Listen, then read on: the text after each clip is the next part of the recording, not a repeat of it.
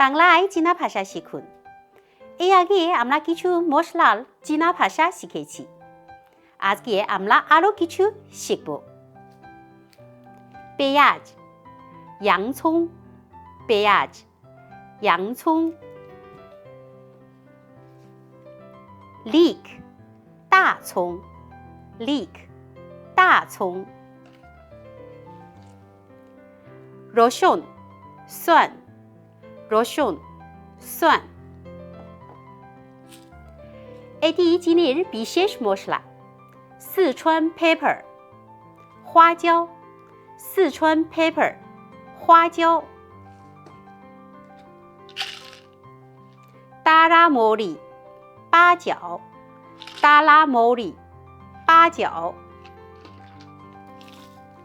শুকনো মরিচ, 干辣椒 শুকনো মরিচ, 干辣椒。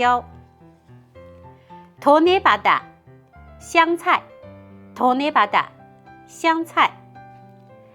তেজপাতা, 月桂叶 তেজপাতা, 月桂叶。